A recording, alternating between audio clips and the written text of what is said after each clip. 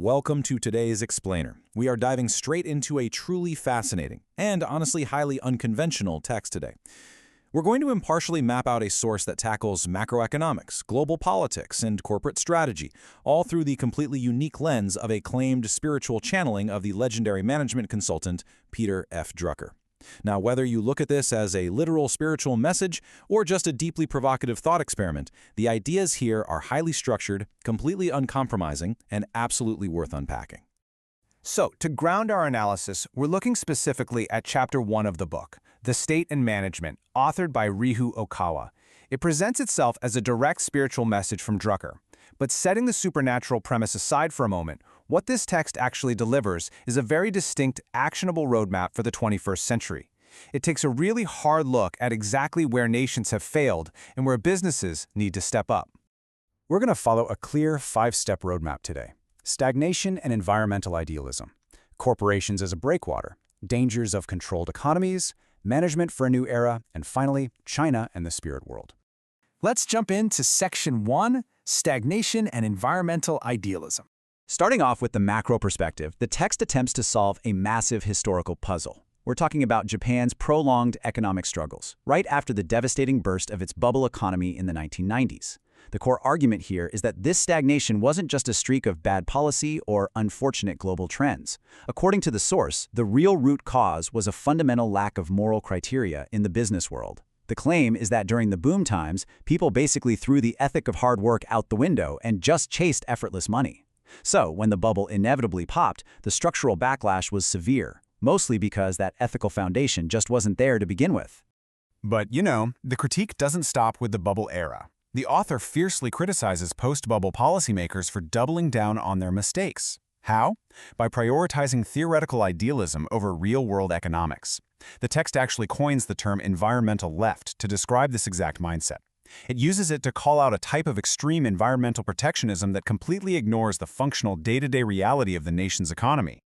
To put that into perspective, the text provides a highly specific real-world example. It points directly to a past administration's controversial pledge to slash CO2 emissions by a massive 25%.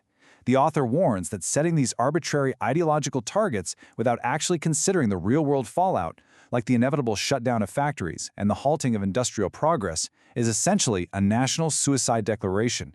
It's a stark warning. Idealism without economic grounding can literally destroy a country from the inside out. Moving on to Section 2, Corporations as a Breakwater. So, if state governments are prone to making these kinds of ideological, self-destructive mistakes, where does the text say the solution lies?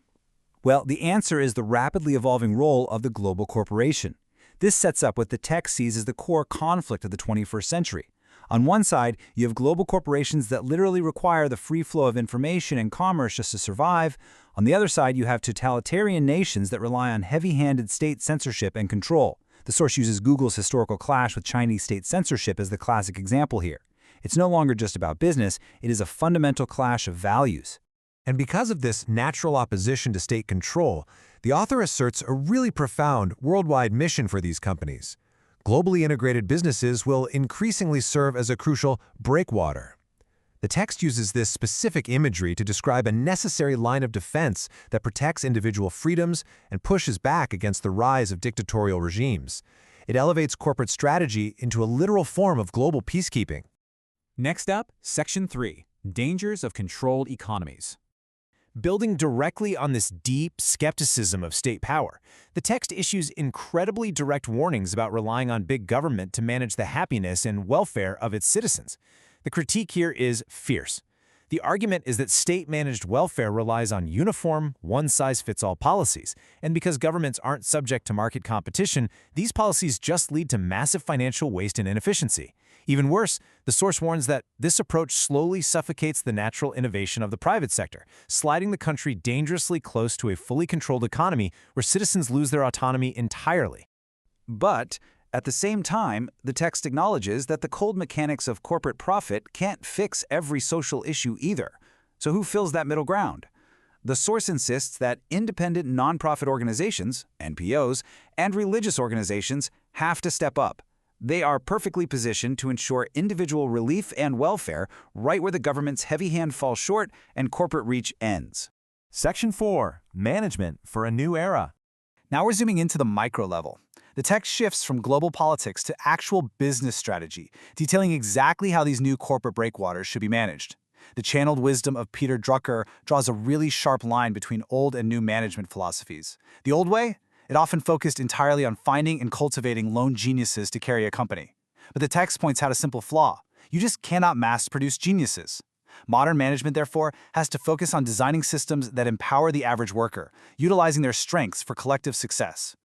This focus on systemic strength over individual brilliance leads to a major operational shift proposed in the text. It calls for the invention of what it terms senior management, and actually scratch the image of executives in corner offices. It literally means strategically employing the elderly workforce. The text argues that as our economies shift away from physical labor toward a knowledge-based approach, experience becomes an incredibly valuable asset. Businesses that figure out how to utilize the wisdom of workers well into their 70s and 80s won't just survive. They're going to maintain a massive competitive edge and open up entirely new markets. It's a total game changer. Finally, Section 5. China and the Spirit World. We're zooming back out to the global stage here, as the text contextualizes its macroeconomic predictions within its highly unique spiritual framework. And the global forecast it provides is uncompromising.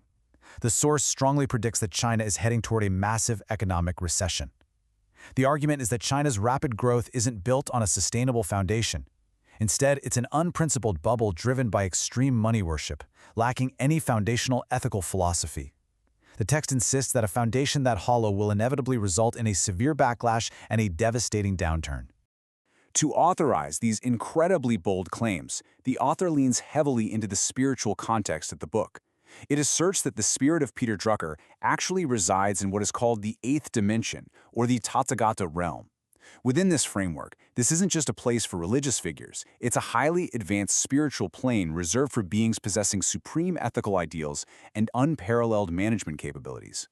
The text uses this to frame Drucker not merely as a historical consultant, but as a high-level entity offering divine, ethical guidance for managing the modern world. So just to recap our roadmap today, stagnation and environmental idealism, corporations as a breakwater, dangers of controlled economies, management for a new era, and China and the spirit world. Whether viewed as a literal spiritual message or a thought experiment, this 5-step progression really makes you think. The source definitely leaves us with a lot to process, especially when you think about the constant collision of state policies and corporate ambitions happening around us right now. It forces us to ask a deeply provocative question. If global corporations really are meant to be the new breakwaters defending individual freedom against government overreach, how is that going to reshape the ultimate mission of the businesses you and I interact with every single day? It is a fascinating paradigm shift to consider. Thank you so much for joining me on this explainer, and as always, keep questioning the world around you. Welcome to This Explainer. Today, we're diving into a wildly provocative thought experiment. I mean, imagine treating a struggling sovereign nation exactly like a failing corporation that's in desperate need of a ruthless turnaround strategy. Think about that for a second. What if you took the absolute bottom-line pragmatism of a corporate boardroom and slapped it right on a national governance? Well, that's exactly what we're looking at today. We're going to unpack what happens when you apply hyper-aggressive management principles to national policy during a massive crisis. To really get into this, we're breaking down an incredibly unique text from 2010. It claims to channel the spirit of the legendary management guru Peter F. Drucker. But here's the twist. It doesn't present him just as your standard business theorist, but as a literal cosmic consultant who is evaluating Japan's national strategy. It begs the question, right? How ruthless and honestly how visionary would a corporate turnaround plan for an entire country actually look? We're going to walk through its core strategic arguments completely neutrally. Because honestly, regardless of where you stand on the origins of the text itself, it's a fascinating thought experiment that pushes the absolute extreme limits of statecraft. The source actually lays out this highly controversial blueprint in a strict 4-step corporate turnaround pitch. We'll be looking at 1. A current evaluation. 2. Domestic restructuring. 3. Aggressive expansion. And 4. The consultant's secret. So let's analyze this objectively and see what happens when boardroom logic meets statecraft. Okay, step 1, the executive summary, harsh evaluation. The consultant's pitch begins with a brutal performance review of the existing board of directors, which, in this specific case, was the 2010 political administration in Japan. Diving into Chapter 2, titled Managing Japan, the text argues that the leadership completely lacked the kind of holistic vision you need to run a country. It points out that they were way too focused on bureaucracy bashing just to score quick political points, and in doing so, they completely lost sight of the big picture. The core critique here highlights a dangerous misalignment of priorities. The text claims the government was prioritizing welfare and wealth distribution way over the actual engine of wealth creation. From a corporate consultant's perspective, look, if you are entirely focused on handing out the budget without building new industries to replenish it, you are on a fast track to bankruptcy. The logic is simple, right? You literally cannot distribute wealth that you aren't producing. The text really pulls no punches here. It harshly labels the leadership as amateur management. It even coins this term, flowing water administration, basically meaning that the leadership was just drifting along, merely reacting to immediate currents, instead of actually grabbing the wheel and steering the ship. So the ultimate takeaway from this first step? If the government can't lead, well, the private sector is going to have to step up and rebuild the nation itself. Which brings us to Step 2, domestic restructuring, future industry and infrastructure. Since the government is failing to lead, this phase outlines a radical overhaul of domestic operations driven almost entirely by the private sector. Think of it like this. If the nation is a failing corporation, this is exactly how we restructure the factory floor. To kickstart innovation, the strategy demands sweeping deregulation. But how do you actually decide which red tape to cut? Well, the crucial metric here is the speed of work.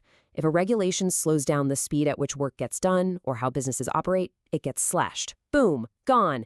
It is an incredibly pragmatic, efficiency-first approach to government bureaucracy. And by clearing out all that red tape, it suddenly opens the door for massive infrastructure investment. The blueprint pushes for a huge transportation revolution. We're talking prioritizing things like high-speed maglev trains. It envisions these ultra-modern urban redevelopments completely packed with high-rise cities. And crucially, all of this is designed while heavily fortifying the infrastructure against natural disasters like earthquakes, as well as terrorism. It's effectively protecting the nation's brand-new corporate assets. Now, the source then suggests a really surprising tactical pivot.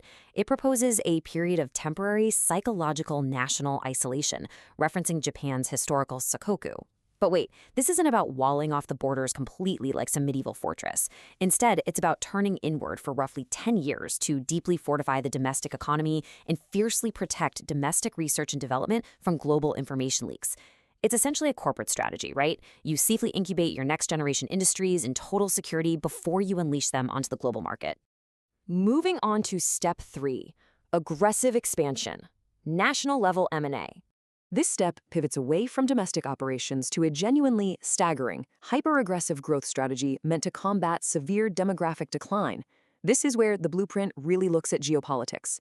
To maintain its economic ground and avoid shrinking out of existence, the text insists that Japan must adopt a massive, highly ambitious vision, rapidly scaling up to a population of 300 million people.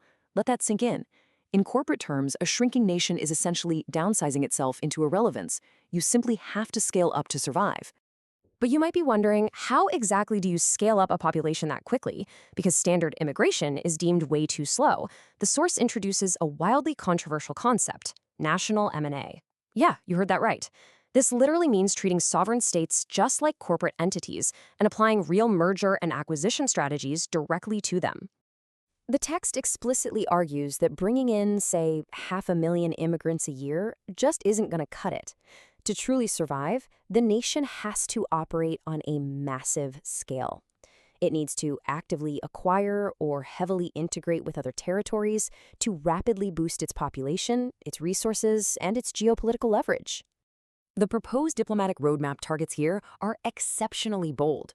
The most striking recommendation is a national M&A involving Taiwan, suggesting its acquisition or integration as a quasi-state to instantly boost the nation's scale.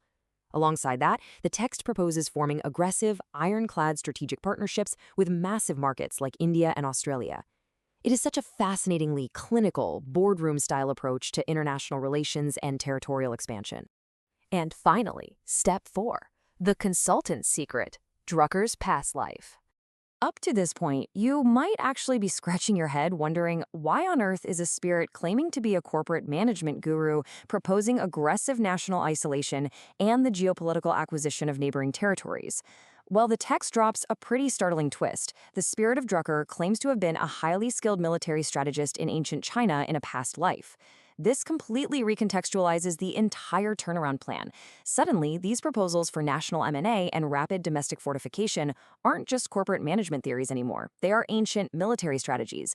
It's literally the art of war translated into 21st century survival tactics. This leaves us with a really provocative final thought. When a nation faces a true existential crisis, like demographic collapse or severe economic stagnation, can the clinical, cut-and-dry logic of the corporate boardroom actually provide a path to survival? Or does treating a nation like a corporate entity completely ignore the complex, human, cultural, and diplomatic realities of a sovereign state? This text offers an uncompromising vision that really forces us to question the absolute limits of how a nation can and perhaps should be managed. Thank you so much for joining me for this explainer, and remember to keep questioning the frameworks that shape our world.